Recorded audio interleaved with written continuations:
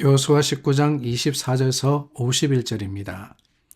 다섯째로 아셀 자손의 지파를 위하여 그 가족대로 제비를 뽑았으니 그들의 지역은 헬갓과 할리와 베덴과 악삽과 알람멜렉과 아막과 미살이며 그 경계의 서쪽은 갈멜을 만나 시올 림낫에 이르고 해 뜨는 쪽으로 돌아 벳다곤에 이르며 스불론을 만나고 북쪽으로 입다엘 골짜기를 만나 베레멕과 느이엘에 이르고 갑을 왼쪽으로 나아가서 에브론과 르홉과 함몬과 가나를 지나 큰 시돈까지 이르고 돌아서 라마와 견고한 성읍 드로에 이르고 돌아서 호사에 이르고 악십 지방 곁 바다가 끝이 되며 또 움마와 아벡과 르호빈이 모두 22성읍과 그 마을들이라. 아셀 자손의 지파가 그 가족대로 받은 기업은 이 성읍들과 그 마을들이었더라. 여섯째로 납달리 자손을 위하여 납달리 자손의 가족대로 제비를 뽑았으니 그들의 지역은 헬렙과 시안난님의 상수리 나무에서부터 아담이 네겝과 얌느에를 지나 락군까지요. 그 끝은 요단이며 서쪽으로 돌아 아스노 다불에 이르고 그곳에서부터 훗곳으로 나아가 남쪽은 스불론에 이르고 서쪽은 아셀에 이르며 해 뜨는 쪽은 요단에서 유다에 이르고 그 견고한 성읍들은 시딤과 세르와 함막과 락각과 긴네렛과 아다마와 라마와 하솔과 게데스와 에드레이와 엔하솔과 이론과 맥다렐과 호렘과 벳 아낙과 벳세메스니 모두 19성읍과 그 마을들이라. 납달리 자손의 지파가 그 가족대로 받은 기업은 이 성읍들과 그 마을들이었더라. 일곱째로 단 자손의 지파를 위하여 그들의 가족대로 제비를 뽑았으니 그들의 기업의 지역은 소라와 에스다올과 이르세메스와 사알라빈과 아얄론과 이들라와 엘론과 딥나와 에그론과 엘드게와 기프돈과 바알락과 여훗과 브네브락과 가드림몬과 메알곤과 락곤과 욥바 맞은편 경계까지라. 그런데 단자손의 경계는 더욱 확장되었으니 이는 단자손이 올라가서 레센과 싸워 그것을 점령하여 칼렐로 치고 그것을 차지하여 거기 거주하였습니다. 그들의 조상 단의 이름을 따라서 레셈을 단이라 하였더라. 단 자손의 지파가 그에 딸린 가족대로 받은 기업은 이 성읍들과 그들의 마을들이었더라. 이스라엘 자손이 그들의 경계를 따라서 기업의 땅 나누기를 마치고 자기들 중에서 눈의 아들 여호수아에게 기업을 주었으니 곧 여호와의 명령대로 여호수아가 요구한 성읍 에브라임 산지 딥나세라를 주매 여호수아가 그 성읍을 건설하고 거기 거주하였더라.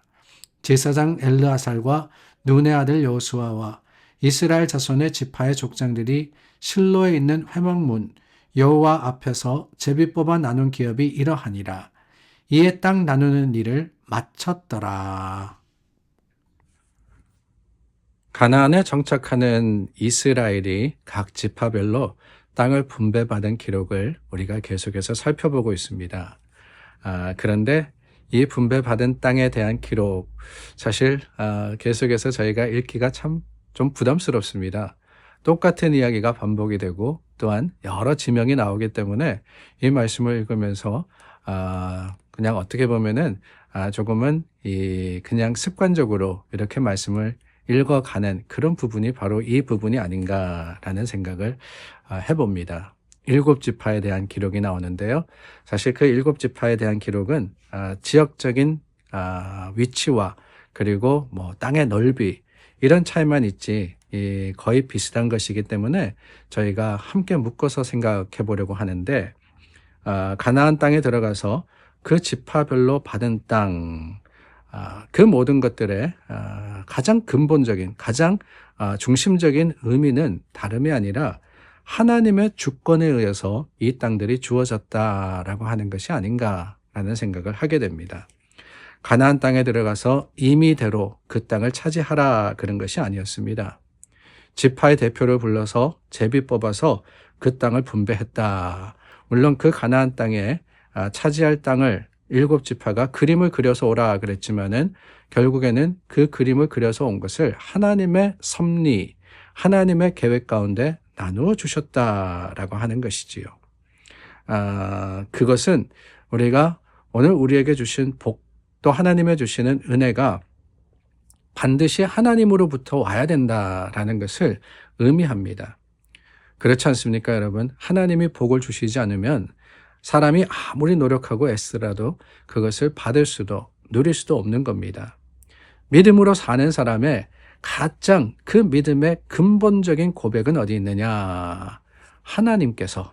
하나님이 우리에게 주신다라고 하는 겁니다.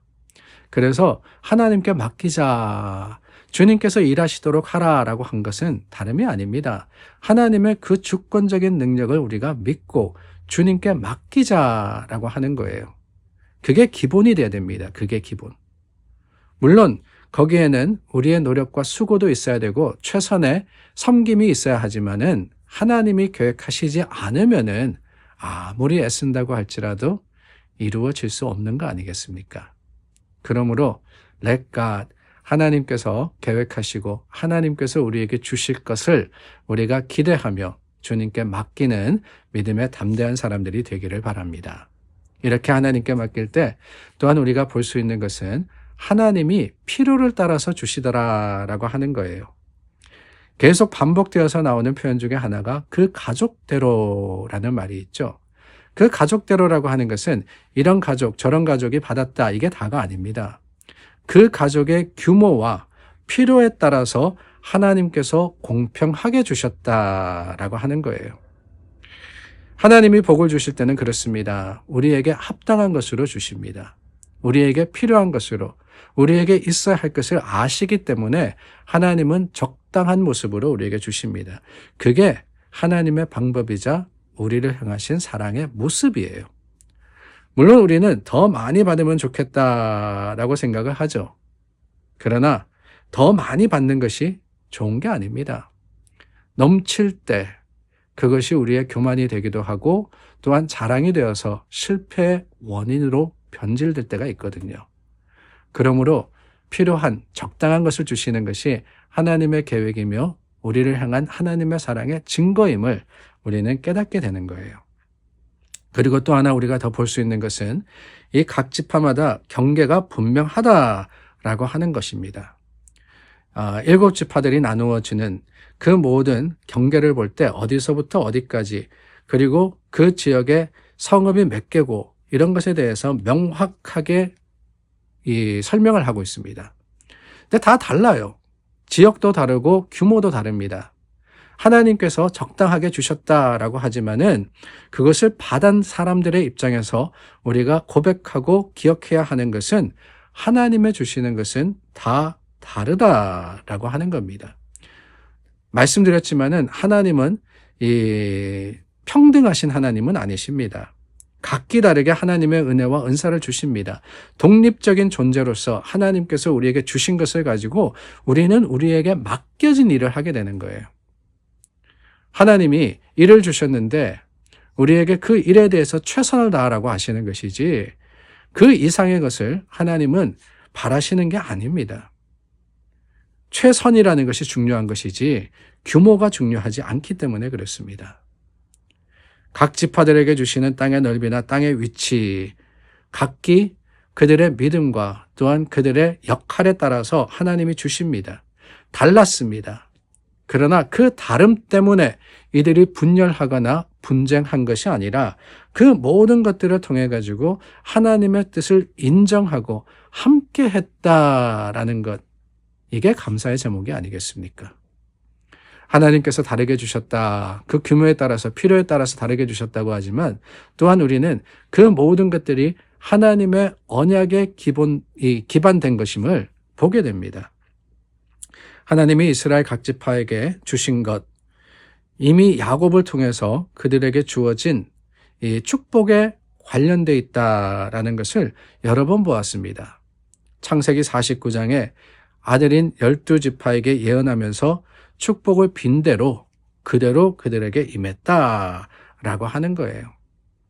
여러분, 이것이 얼마나 놀라운 일이냐. 하나님의 계획, 하나님의 주시는 복은 그렇습니다. 변하는 게 아니에요. 하나님의 약속이라는 것은 불변입니다. 우리에게 주시겠다고 우리에게 허락하신 그 모든 것들은 시기가 다를 뿐입니다.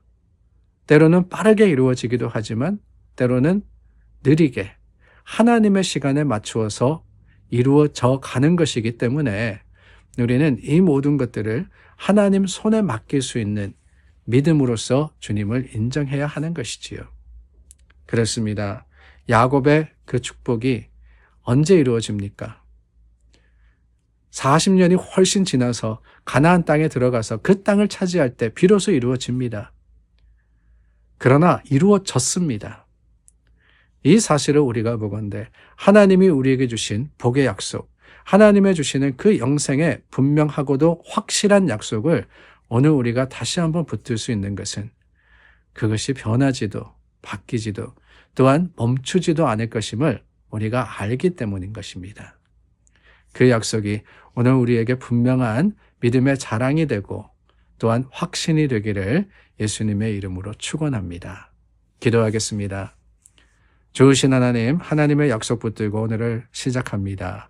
주님께서 이루실 것이 분명하고 또한 우리에게 필요한 것을 주실 것을 우리가 믿기에 하나님을 찬양합니다. 우리 찬송 가운데 함께 하시고 주님의 영광으로 드러나시옵소서. 예수님의 이름으로 기도드립니다. 아멘. 오늘도 기쁨으로 하루를 시작합니다. 믿음과 소망으로서 주님 앞에 서는 교회가 되기를 바랍니다. 기도하겠습니다.